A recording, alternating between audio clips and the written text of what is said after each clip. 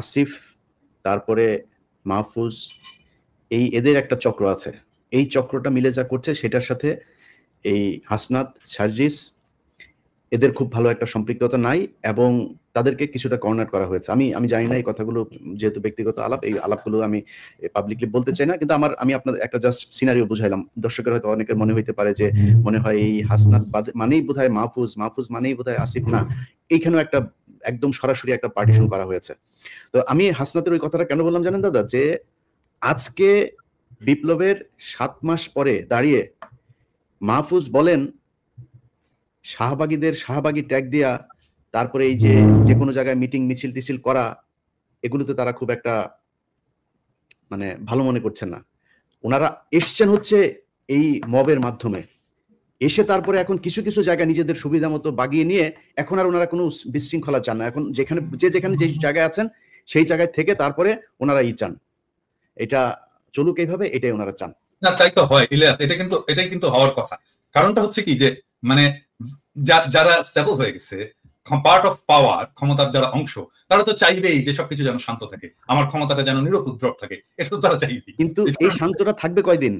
এই মাহফুজ বললাম তো থাকবে না, এই মাহফুজ, এই আসিফ, এই নাহিদ, এই হাসনাত, এই সার্জিস রাস্তার টোকায়ের কাছেও মার খাবে, কেউ ঠেকাইতে আসবে না।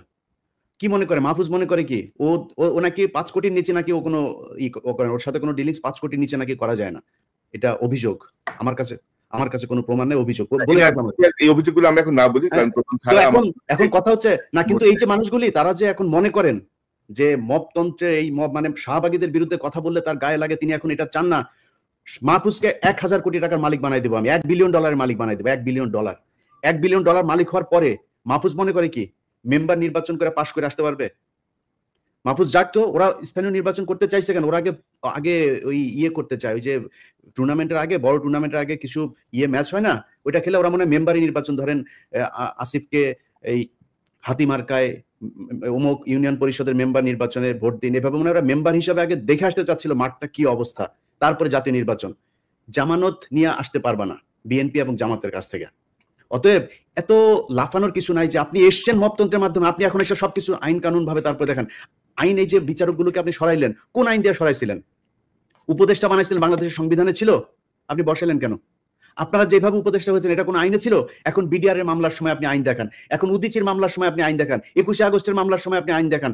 ওই ফেনীতে যে বনোজ কুমার আর ব্যারিস্টার সুমনরা যেটা করে গিয়েছে, সেই 16 জন মানুষ এখন পর্যন্ত তারা কেন কন্ডেম সেলে আছে? আপনি করতে পারেন নাই, সময় পান নাই। শামা ওবায়দের সাথে অন্ধকারে সিনেমা হলে চিপাই গিয়া বসে সিনেমা দেখার সময় পান, এই কাজ করার সময় পান না। এটার জবাব বাংলাদেশের মানুষের কাছে।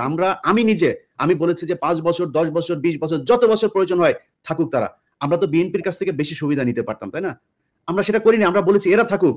বরং বিএনপি অনেক ক্ষেত্রে এই বাংলাদেশের সবচেয়ে, এই যে 3 জন লোক এখন বসে কথা বলছে এখানে, এই 2-3টা লোক এখন বিএনপির সবচেয়ে বড় শত্রু। কার জন্য হয়েছে? আমরা বাংলাদেশের মানুষের জন্য, এই ছাত্রদের জন্য। তারা গোনাই ধরে না, মনে হয়েছে যে এইভাবে এসে তারপরে কয়েক বিলিয়ন টাকা কামায়, তারপরে মনে হয় তারা বাংলাদেশে আবার ক্ষমতায় আসবে। এত সহজ? আপনার মতো এরকম কয়েক বিলিয়ন ডলারের মালিক বাংলাদেশে বিএনপির অনেক নেতা আছে, নাম ধরে বলতে পারি, তারা আওয়ামী লীগের সময়ই কামাইতো। আপনি কি মনে করেন নাকি আজকে এই বিতর্কে আর গেলাম না, তারা কামাইতে পারতো, কিন্তু তারা কিন্তু আপনি বাংলাদেশে রাজনীতি করতে পারবেন, আপনার সাথে বহু টাকাওয়ালা লোক বসে আছে বাংলাদেশে। আমি একটা জিনিস, সরি ইলিয়াস, আমি ইন্টারাপ্ট করার জন্য, যে জিনিসটা আমি আমার সকালবেলা দেখে খুবই মেজাজ খারাপ হয়েছে। নাসিরউদ্দিন পাটোয়ারি, জাতীয় নাগরিক পার্টির একজন খুবই গুরুত্বপূর্ণ নেতা, সে আজকে একটা স্ট্যাটাস দিচ্ছে। মানে আমার দেখছেন, কেউ দেখছেন এটা স্ট্যাটাস? ইলিয়াস দেখছো? আমি খেয়াল করিনি। সেই স্ট্যাটাসে সে বলতেছে জিয়াউর রহমান লুটেরা। মানে কি ধৃষ্টতা! মানে এই ছেলের তো রাজনীতি করার কোনো অধিকারই নাই, রাইটই নাই, কোনো রাজনীতি করার বিন্দু মাত্র তার পলিটিক্যাল ট্রেনিং নাই। মানে সে জিয়াউর রহমান ক্যারেক্টারকেও বোঝেনি, জিয়াউর রহমানের রাজনীতিকেও বোঝেনি, জিয়াউর রহমানের কন্ট্রিবিউশনকেও বোঝেনি, এবং জিয়াউর রহমান বাংলাদেশের জন্য কি সেটাও বোঝেনি। সে বলে দিল লুটেরা। এত বড় ধৃষ্টতা! আশ্চর্য ব্যাপার। মানে একটা রাজনীতিতে, মানে আমি বলবো যে এই সময়টা, এই যে ওয়াকারের এই ইস্যুটা নিয়ে একটা কিন্তু মোরালেস জাতীয় ঐক্যের একটা অবস্থা সৃষ্টি হয়েছে। কারণ তারপরে বিএনপির মিডিয়া সেলের পোস্টগুলো দেখেন, পোস্টগুলো আমরা যদি দেখি তাহলে দেখবো সে সালাউদ্দিন সাহেবের 5ই ফেব্রুয়ারির একটা মন্তব্য দিচ্ছে যে আমরা আওয়ামী লীগের বিচার চাই, আওয়ামী লীগের বিচারের মাধ্যমে। হ্যাঁ, তারপরে যতগুলো মিডিয়া সেলের পোস্ট সব প্রো পিপল, আমরা যা চাই সেইখানে আর সেখানে নাসির পাটোয়ারি যে জিয়াউর রহমানকে লুটেরা বল, আরে বেটা কি বলবো, 2 দিনের পোলা। যখন যখন রাজনীতি মানে কি আসলে এটাই বোঝেনি। রাজনীতি মানে তো ফ্রেন্ডশিপ তৈরি করা, বন্ধুত্ব তৈরি করা। তুমি বন্ধু বানাবা, তুমি যতজনকে পারবা বন্ধু বানাবা, তোমার স্ফিয়ার অফ ইনফ্লুয়েন্স বানাবা। এখন আমরা বলবো যে বিএনপি, আমরা যেটা চাই সে জায়গায় বিএনপি আসছে, স্বাগতম, আসেন আমরা একসাথে কাজ করি। এই আওয়ামী লীগকে আপনারাও চান না, আমরাও চান না, আপনি চান বিচার, আমাদের হয়তো সামান্য কিছু আছে, তফাৎ আছে কিন্তু আসেন আমরা বসে আমরা একসাথে কাজ করি। এবং এই সময়টা আসলে আমাদের তৈরি করা উচিত যে আমরা যতগুলো রাজনৈতিক দল আছে, আমাদের যত মত আছে, অ্যান্টি ফ্যাসিস্ট মত আছে, তাদের একসাথে বসার একটা বাস্তব শর্ত তৈরি হয়েছে। আসেন আমরা একসাথে বসি, ডায়ালগ করি, আওয়ামী লীগ প্রশ্নে আমরা একসাথে একটা সিদ্ধান্ত নিই। এবং আমার মনে হয় আমরা বাকি সবাই ইনক্লুডিং বিএনপি আওয়ামী লীগ নিয়ে এখন একটা সিদ্ধান্ত নেওয়ার মতো অবস্থায় আমরা চলে আসছি, এবং দ্যাটস ওয়ান্ডারফুল। আজকে দেখেন 27 নম্বরে হয়েছে, এই যে আওয়ামী লীগ মিছিল করছে এই করে, হ্যাঁ ঠেকাইছে কারা জানেন? ছাত্র দলের ছেলেরা থেকে। আমার তো ছাত্র দলের ছেলেদের এখন স্যালুট দিয়ে বলতে হচ্ছে যে ভাই বাবা বুকে আয়, হ্যাঁ এইটাই তো চাই, আমরা তো এই ছাত্র দল চাই, আমরা তো এই বিএনপি চাই। হ্যাঁ, সো এখন তৈরি হয়েছে একটা অভূতপূর্ব একটা জাতীয় ঐক্যের প্রেক্ষাপট, যেই জাতীয় ঐক্যের উপরে দাঁড়ায় আমরা পরবর্তী জায়গায় যাইতে পারি। আর নাসিরউদ্দিন পাটোয়ারি এখানে বলে দিল, আমার মনে হয় নাসিরউদ্দিন পাটোয়ারির শুধু, আমি জানি না কি অবস্থা, ওর ক্ষমা চাওয়া উচিত, জাতির কাছে ক্ষমা চাওয়া উচিত জিয়াউর রহমান সম্পর্কে দৃশ্যতাপূর্ণ মন্তব্য করার জন্য। এবং আমি এটা খুবই পার্সোনালি নিছি, ইউ অল নো যে আমি ব্যক্তিগতভাবে, শুধু পলিটিক্যালি না, ব্যক্তিগতভাবেও আমি জিয়াউর রহমান চরিত্রটাকে অ্যাজ পলিটিক্যাল লিডার, বাংলাদেশের একজন আইকন হিসেবে আমি কতটুকু রেসপেক্ট করি। এবং এই জায়গায় আমি জানি না নতুন জেনারেশনের কথা, আমাদের জেনারেশন এটাকে কোনোদিন মেনে নেবে না, কোনোদিন না, নেভার এভার। এইটা যদি ছাত্ররা না জানে, নতুন দলের লোকেরা যদি না জানে, তাহলে রাজনীতি না করাই। না দাদা, ওই যে ছাত্র উপদেষ্টা বা ছাত্র যারা নেতৃত্বে আছে, তাদের যে বডি ল্যাঙ্গুয়েজ বা তাদের যে হাবভাব আর কি, এটা ঠিক মনে হয় না তারা বিপ্লব করে আসছে আর কি, মনে হয় যেন একটা এলিট পলিটিক্যাল পার্টি। রনক ভাই, আপনি দেখেন শুরুর দিকে আমরা যখন আসিফ নজরুলের ব্যাপারে কথা বললাম, আমি আসিফ নজরুলের ব্যাপারে কথা বলার পরে এই আসিফ সবার আগে এসে আসিফ নজরুলের পাশে দাঁড়ালো, কিচ্ছু বলি নাই, হজম করেছে। আজকে আপনি আপনার বইতে লিখেছেন ক্যান্টনমেন্টে আপনি জানেন হাসনাত গিয়েছে, হাসনাত বলেছে না যায় নাই সে, আপনি গিয়েছেন। এখন আমরা কোনটা, ক্যান্টনমেন্টে কিছু একটা ঘটেছিল, আমি বলেছিলাম যে ডক্টর ইউনূসকে প্রধান উপদেষ্টা বানাইতে চায়নি, আসিফ নজরুলকে বানাইতে চাইছিল। এখন তো আপনারা স্বীকার করছেন, এতদিন স্বীকার করেন নাই কেন? এতদিন স্বীকার করা উচিত ছিল। তাইলে তো আসিফ নজরুল, আসিফ আজকে যায় মানুষের কাছে যায় বলে যে সে তার আসিফ নজরুলের সাথে তার সম্পর্ক ভালো নাই, ইলিয়াস ভাই কেন আমার পেছনে লাগলো। আরে ভাই, আপনার সাথে ভালো সম্পর্ক না আমি কেমনে বুঝবো? আপনি প্রথম আলোর নিয়ে আমার যে রক্তের ভেতরে এন্টি ইন্ডিয়ান যে সেন্টিমেন্ট আমার ভেতরে কাজ করে, তার সবচাইতে বাংলাদেশের প্রধান দোষর হলো গিয়া প্রথম আলো আর ডেইলি স্টার। আপনি সেই প্রথম আলোর কাছে যায় তারপরে আপনার বই করেন, আপনি আর জায়গা পান নাই কোথাও। আপনার পক্ষে কথা বলবো কেমনে? আমরা তো বলতে চাই একটা দল দরকার ছিল যারা কিনা রাজনৈতিক শক্তির বাইরে গিয়া বাংলাদেশটাকে একটা সুন্দর জায়গায় নিয়ে যাবে। এই জন্য মানুষ জীবন দিয়েছিল, মানুষ আপনাদেরকে ব্ল্যাঙ্ক সাপোর্ট দিয়েছিল যে যা মনে চায় করেন, যত বছর প্রয়োজন হয় করেন। আপনার তো এই ডক্টর মোহাম্মদ ইউনূসকেই রাখতে চান নাই, তার মানে আসিফ নজরুলকে রাখতে চেয়েছিলেন। কে চেয়েছিল, কেন চেয়েছিল? তারা কি এখনো আছে আসিফ নজরুলের সাথে? তাহলে থাকলে তারা কারা? ক্যান্টনমেন্টের সেই অংশটাকে আমাদের সামনে তুলে ধরতে হবে। ক্যান্টনমেন্টের সেদিন কি হয়েছিল সেটা খুঁজে বার করা খুব জরুরি। ইলিয়াস, আমি আসতেছি একটা বিষয় একটু দেখাতে চাই। দাদা ধরেন এই যে নতুন দল গঠন, এই হাসনাতের এই স্ট্যাটাসের পরে আজকে আমি আসিফ মাহমুদের একটা ভিডিও ক্লিপ দেখলাম। আমি ওই ক্লিপটা দেখে একটু আলোচনায় আসতে চাই, এটা ইলিয়াসের বক্তব্যের সঙ্গে প্রাসঙ্গিক। আমি জাস্ট একটু দেখাতে চাই। প্রধানের দিক থেকে মূল ভেটোটা ছিল যে ডক্টর মোহাম্মদ ইউনূস কেন, why not any other person. Doctor Mohammad ইউনূসের নামে মামলা আছে, তিনি একজন কনভিক্টেড পারসন। একজন কনভিক্টেড পারসন আসলে কিভাবে দেশের প্রধান উপদেষ্টা হতে পারে? আওয়ামী লীগ একটা লোককে একেবারেই দেখতে পাচ্ছে না, এবং বাংলাদেশে তো আলটিমেটলি 30-40% পিপল আওয়ামী লীগকে সাপোর্ট করে। এই 30-40% পিপলের মতামতের বিরুদ্ধে গিয়ে একটা লোককে প্রধান উপদেষ্টা করা উচিত? সেনাপ্রধান লাস্ট আমাদেরকে বলেছিল যে আমি বুকে পাথর চাপা দিয়ে এই সিদ্ধান্তটা মেনে নিচ্ছি।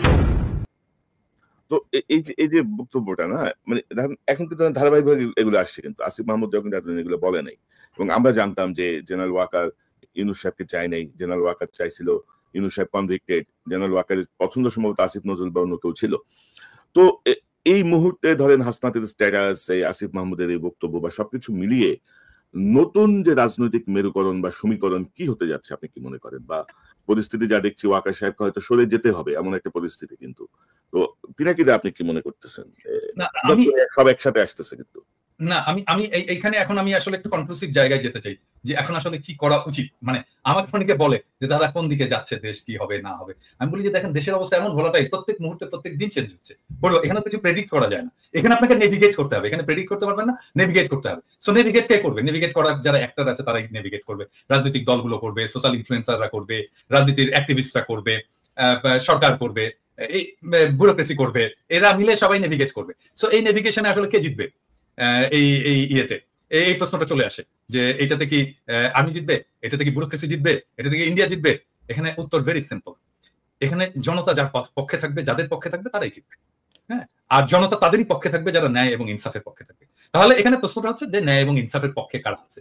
আমি এখানে বিনয়ের সাথে প্রফেসর ইউনূসের এই ম্যানেজমেন্ট স্টাইলটার একটু সমালোচনা করতে চাই। যেমন ধরেন প্রফেসর ইউনূসের তো আর্মি চিফকে ডেকে জিজ্ঞেস করা উচিত ছিল যে আচ্ছা আপনি যে বিক্রম মিশ্রের সাথে দেখা করলেন, আপনি কার পারমিশনে দেখা করলেন ভাই?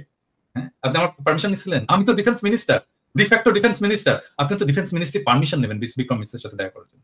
আমি জানি না এটা প্রফেসর ইউনূস করছেন কিনা, আমার বিশ্বাস এটা উনি করেননি।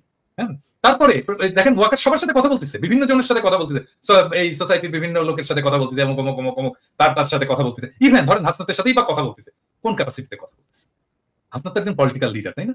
মানে আর্মি চিফের বাসায় যে হাসনাত এরকম পলিটিক্যাল লিডাররা কথা বলবে, এটা বলতে দেবো আমরা? মানে এইটা প্রফেসর ইউনূসের পারমিশন নিছে তো প্রফেসর ইউনূস কিভাবে ম্যানেজ করছেন? আমার ইয়ে হচ্ছে যে প্রফেসর ইউনূসকে ওনাকে ডাকতে হবে, ডেকে বলতে হবে যে আপনি যে এগুলো করছেন আপনি তো পারমিশন দেবেন না। এখন হইতে পারে প্রফেসর ইউনূস আর্মির সাথে সরাসরি ডিল করতে চান না, তো ফাইন, ওনার একজন বিশেষ সহকারী আছেন, একজন জেনারেল আছেন, উনি করুক, এটা ওনাকে দায়িত্ব দিয়ে দিক। কিন্তু আমরা তো এইভাবে ছেড়ে দিতে পারি না, আর্মিকে তো ফ্রি হ্যান্ড দিতে পারি না যে পলিটিক্সে সে একটা রোল রাখবে। নো ওয়ে, এটা আর্মির কাজ না।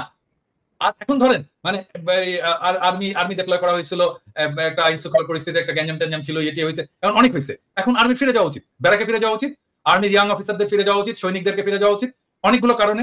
এক হচ্ছে এতদিন মাঠে থাকা উচিত না, 2 নাম্বার তারা ক্লান্ত, 3 নাম্বার তাদের প্রফেশনাল ট্রেনিং এর দরকার আছে। তোর ভাই, আর্মিকে তো আমার ট্রাফিক পুলিশ আর এই মব পিটানোর কাজে লাগানোর দরকার নাই, তাকে দেশ রক্ষার কাজে লাগাবো, আমি তাকে ট্রেনিং দেবো, আমি তার স্কিল বাড়াবো, তাকে ক্যান্টনমেন্টে যে তার যুদ্ধবিদ্যা শেখাবো, আমি সে ক্যান্টনমেন্টে ফিরে যাক।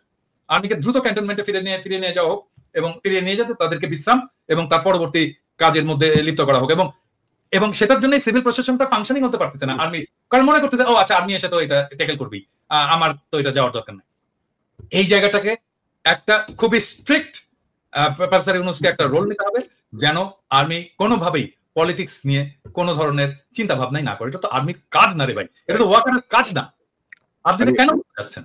মানে কোন নির্বাচন ইনক্লুসিভ হবে, কোনটা হবে না, এটা তো সেনাবাহিনীর প্রধানের চিন্তা করার বিষয় না, এটা রাজনৈতিক সরকার বা সরকারের যারা আছে তারা দেখবে। আর আপনি যেটা বলছেন দাদা, ম্যাজিস্ট্রেসি পাওয়া নিয়ে মাঠে থেকেও তো খুব বেশি আমরা সুফল কিন্তু পাইনি, মানে কোনো বিষয় নিয়ে আমরা খুব বেশি যে সুফল পেয়েছি তা কিন্তু না।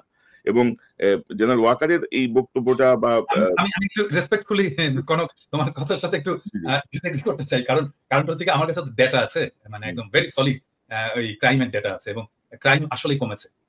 আমি যদি জানুয়ারি 2024 থেকে আমি যদি এই বিপ্লব পূর্ব ডেটাগুলো দেখি, তার সাথে যদি বিপ্লব পরবর্তী ডেটাগুলো দেখি, সিগনিফিকেন্টলি ক্রাইম কমেছে, অপরাধ কমেছে। না দাদা, আমি যেটা বলতে চাচ্ছি, বোঝাতে চাচ্ছি, সেটি হচ্ছে যে মানে আমাদের যে প্রত্যাশা, মানে আমাদের কাছে আমরা যখন আর্মি নিয়ে কথা বলি, আর্মির কাছে কিন্তু আমাদের প্রত্যাশা অনেক বেশি। এবং আপনি যদি দেখেন যে ফুল ম্যাজিস্ট্রেসি পাওয়ার নিয়ে আর্মি থাকার পরে পুলিশ নাই, ভরসার জায়গা ছিল একটাই যে আর্মি কন্ট্রোল করবে, কিন্তু সেই জায়গাটায় এটা নিয়ে আপনি কথা বলেছেন বা আমরাও কথা বলেছি, বিভিন্ন জায়গায় যে আওয়ামী লীগের যেসব অফিসার গুলো বসানো কমান্ডে, তারা বলছে সব চুপচাপ বসে থাকো, মানে এরকম মতো এসছে, তো যেটা আমাদের আর্মিকে ক্ষতিগ্রস্ত করছে। ওইটাই আমি বলতে চাচ্ছি আর কি, যে ফুল ফ্লেজের কাজ হয় নাই। আপনি বারবার বলেছেন জেনারেল ওয়াকারকে কাকে কাকে সরাতে হবে, কি কি করতে হবে, আমরা বলেছি, মানে কেউ কিন্তু রেদওয়ান যে গুলি করলো, যে বিজেপিতে পোস্টেড ছিল, গুলি করলো সরাসরি সাবমেশিন গান দিয়ে, এটাই মানে দাদা কোথাও কিন্তু কোনো শুনতেছে না, যেমন ওয়াকার সাহেব শুনতেছে না, ধরেন ইউনূস স্যার ওনার মন্ত্রিসভা নিয়ে আমরা এত কথা বলতেছি, সেই ঘুরে ফিরে কিন্তু সেই চেয়ার গুলাই বসে আছে, কিন্তু কোনো চেঞ্জ হচ্ছে না। কিন্তু তো এগুলো আলটিমেটলি ডক্টর ইউনূসকে একটা পর্যায়ে যে মেলাইন করবে, একটা পর্যায়ে ক্ষতিগ্রস্ত করবে। এখনো হয়তো উনি বুঝতে পারছেন না, বাট অলরেডি তার প্রসঙ্গে অনেক কথা আসছে যে উনি কেন এদেরকে নিয়ে রাখছেন, বসায় রাখছেন এই লাইবিলিটিস গুলো। তো কথা কিন্তু কেউ শুনতেছে না, আমিও শুনতেছে না, সরকারও শুনতেছে না, এই হচ্ছে গিয়ে আমাদের অবস্থা। তো এখন আপনার কি মনে হচ্ছে এই যে ধরেন হাসনাতের এই বক্তব্য বা আসিফের এই বক্তব্য সবকিছু মিলিয়ে কোনো পরিকল্পিত কোনো কিছু কি আপনার কাছে মনে হয় দাদা? মানে কেউ পরিকল্পনা করে এই ঘটনাগুলো ঘটাচ্ছে কিনা, মানে পরিকল্পনা করে একটার পর একটা ঘটনা এসে ধরেন অন্য কোনো শেপে যাবে কিনা? ওই যে আমি যে বললাম যে প্রেডিক্ট করা মুশকিল, কারণ এখানে অনেকগুলো ইন্টারেস্ট গ্রুপ তো কাজ করছে, মানে এখানে ইন্ডিয়া কাজ করছে, এখানে র কাজ করছে, এইখানে মিলিটারি ব্যুরোক্রেসি কাজ করছে, এখানে জেনারেল পারপিট্রেটর জেনারেল যারা গণহত্যা গুম খুনের সাথে যুক্ত ছিল তারা এখানে কাজ করছে, এখানে হাসিনা কাজ করছে, হাসিনার দলের লোকেরা কাজ করছে, তার ফান্ড ফাইন্যান্স কাজ করছে। হ্যাঁ, তো এই যে একটা কমপ্লেক্স এর মধ্যে আমরাও কাজ করছি ডেফিনেটলি, আমরা জনগণকে জানাচ্ছি, আমরা জনগণকে উদ্বুদ্ধ করছি, জনগণ আমাদের কথা শুনছে, এখানে আমাদেরও রোল আছে। সো এই যে মাল্টিপল ফ্যাক্টর যে কাজ করছে বিভিন্ন দিক থেকে, তো এটা ট্রাজেক্টরি কোন দিকে যাবে, মানে এটা কোন দিকে নিয়ে যাবে দেশটাকে, সেটা প্রেডিক্ট করা মুশকিল। কিন্তু আমি বলবো যে আমি তো প্রেডিক্ট করি না, আমি নেভিগেট করি, আমি এর মধ্যে দিয়ে হাল বেয়ে আমি এক জায়গায় যেতে চাই আর কি, এর মধ্যে দিয়ে ড্রাইভ করে আমি এক জায়গায় যেতে চাই। সো আমি ড্রাইভ করে যাবো যেটা ন্যায় ইনসাফের পক্ষে, এবং আমরা সবাই থাকবো, জনগণকে আহ্বান জানাবো যেটা ন্যায় এবং ইনসাফ সেই জায়গায় থাকবেন। এবং আমি 4টা জিনিস বলছিলাম, কোনো মনে আছে কিনা, আমি আবার বলি সবাইকে, আমি 4টা জিনিস নিয়ে আমি কাজ করি এবং আমি চাই এটা আমাদের জাতীয় ঐক্যের ভিত্তি হওয়া উচিত। নাম্বার 1, বাংলাদেশে আওয়ামী ফ্যাসিবাদ জীবনে ফিরবে না, আমরা ফিরতে দেবো না। নাম্বার 2, বাংলাদেশে ভারতীয় আধিপত্যবাদ ফিরবে না, আমরা তাকে ফিরতে দেবো না। নাম্বার 3, আমরা বাংলাদেশে একটা সাম্যের সমাজ চাই। নাম্বার 4, বাংলাদেশে আমরা একটা ইনসাফের সমাজ চাই। আমার চাওয়া এই সামান্য 4টা জিনিস, এই 4টার জন্য আমি জীবন দিয়ে দেবো, এবং এইটাই আমার অন্যের সাথে ঐক্য করার ভিত্তি হবে। এবং আমি প্রফেসর ইউনূস সরকারকেও বলবো যে আপনার কাজের মধ্যে এই 4টার রিফ্লেকশন ঘটান। এবং আমি বিএনপি কে বলবো, জামাত ইসলামীকে বলবো, বাংলাদেশের সকল রাজনৈতিক দলকে বলবো যে এখন আপনারা বসে আসেন, আমরা একটা জাতীয় ঐক্য তৈরি করতে পারি কিনা এই 4টা বেসিসের ভিতর। আপনারা যদি কিছু অ্যাড করতে চান করতে পারেন, কিন্তু যত বেশি অ্যাড করবেন এটা কমপ্লেক্স হবে। এবং আমি বিএনপির যত নেতার সাথে কথা বলছি, জামাতের যত নেতার সাথে কথা বলছি, ইভেন জামাতের বাইরেও যত নেতার সাথে কথা বলছি, এমনকি ছাত্রদের যত নেতার সাথে কথা বলছি, এই 4টা পয়েন্টে কিন্তু কেউই ডিসএগ্রি করেনি। কিন্তু ফর্মালি আমরা কেন বলতে পারতেছি না এটাকে আমার এটা ঐক্যের প্ল্যাটফর্ম হবে, এর উপরে দাঁড়িয়ে আমরা আমাদের পরবর্তী রাজনীতি নির্মাণ করব। তবে দাদা, এই যে সেনাপ্রধানের উদ্ভূত যে পরিস্থিতি বক্তব্য, এটা নিয়ে আমার মনে হয় যে আইসপিআর এর একটা ব্যাখ্যা খুব জরুরি। আসলে সেনাপ্রধান কেন বলেছেন, কোন প্রেক্ষিতে বলেছেন, কি বিষয়, এটা ব্যাখ্যা আমরা খুব সহজ দিতে পারি। কিন্তু আইসপিআর কি ঠিক কথা বলবে? মানে আইসপিআর সেটাই বলবে যেটা তাকে বলে দেওয়া হবে। এটা ইয়ে না, আমরা এটা অনেক পরে জানতে পারবো যে আসলে কেন এটা হয়েছিল। আমি একটা ইন্ডিকেশন পাইছি যে আসলে উনি কেন এত ভয় পাইছেন, একটা ইন্ডিকেশন পাইছি, এটা কালকে বলবো নি আমার দর্শকদেরকে। মানে সামথিং রং আছে, সামথিং রং। আর ডক্টর ইউনূসের প্রতি আহ্বান যে আপনি আরেকটু স্ট্রংলি বিষয়গুলো হ্যান্ডেল করেন। ইলিয়াস, আপনি কি মনে করেন, মানে পরিস্থিতি কি দেখতেছেন, কোন দিকে যাচ্ছে, বা এই আপনার মনে কোনো আশঙ্কা আছে কিনা? আমিও কনক্লুশনে যাই, কারণ হচ্ছে যে এতক্ষণ যা বললাম সেটা একজন দেশের নাগরিক, আমার মনে হয় একজন দর্শক যে চিন্তাটা করছে সেই কথাগুলো আমি কিছুক্ষণ আগে বললাম। কিন্তু এখন এইখানে যদি আলোচনা শেষ হয় তাহলে মানুষ হোপলেস হবে, তাহলে কি হচ্ছে কি হইতে পারে। দেখেন, আমাদের দেরি হয়ে গেছে, এটা সত্য কথা। যদি আপনি চিন্তা করেন, এখন আমরা বলছি সবাই আওয়ামী লীগকে নিষিদ্ধ করতে হবে, মানে আমার এই কথাটা মানে দুইভাবে করার সুযোগ নাই। আওয়ামী লীগ নিষিদ্ধের ক্ষেত্রে পৃথিবীর ভিতরে যদি একটা প্রাণী জীবিত থাকে সেটা আমি সবার আগে, বাট তারপরও যুক্তির খাতিরে বলি।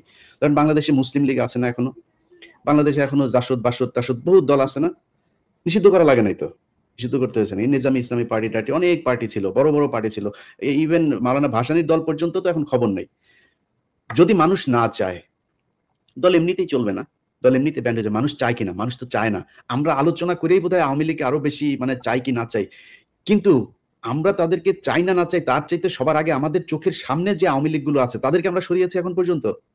যদি আমি ক্যান্টনমেন্ট বাদও দেয়, ক্যান্টনমেন্ট তো সুপার ক্লাস, এরা তো আবার সুপিরিয়র, এদেরকে নিয়ে তো কিছু বলা যাবে না। এরা তনুকে ধরে ধর্ষণ করে মারা ফেলছে, তনুরে মারার পরও ক্যান্টনমেন্টের সে ব্রিগেডিয়ারের বিরুদ্ধে এখন পর্যন্ত কোনো বিচার, নামও বলে নাই কেউ। আমি অনেক চেষ্টা করেছি তনুর পরিবারকে, তার পরিবারকে নানান ভাবে এই গোয়েন্দা সংস্থার লোকজনই করেছে। এই দেশে যদি সেনাবাহিনীর নিয়ে বলতে চাই, 5 তারিখের পর থেকে যত সমস্যার কারণ, সব সমস্যার মূল কারণ হচ্ছে সেনাবাহিনীর কতিপয় এই দুষ্কৃতিকারী। এরা 32 নম্বরে ভাঙতে যাওয়ার সময় বাধা দিয়েছে, এরা প্রথম আলোর সামনে নিয়ে তারপরে সেনাবাহিনী দাঁড় করিয়ে রেখেছে, এরা গিয়ে এই পর্যন্ত যত আলেমরা বের হয়েছে সে আলেমদেরকে আপনি জানেন কনক ভাই, আমি সেনাবাহিনীর প্রতিনিধিকে আমি একদম সরাসরি বলেছি যে আপনাদের এই অফিসার করছে, বললো হ্যাঁ আমরা দেখছি, আমি এখনই দেখছি। আমাদের সামনে বসে ফোন দিল ঢাকাতে, কি হয়েছে? এখনো পর্যন্ত আলেমদেরকে জামিন দেয় না। জজ সাহেব জামিন দেয়, সেনাবাহিনীর এই ডিজিএফআই ফোন করে তারে থ্রেট করে। এই জন্য সেনাবাহিনী, এই জন্য আমাদের দেশে সেনাবাহিনী নাকি? তো এটা করছে সেনাবাহিনী এখন পর্যন্ত।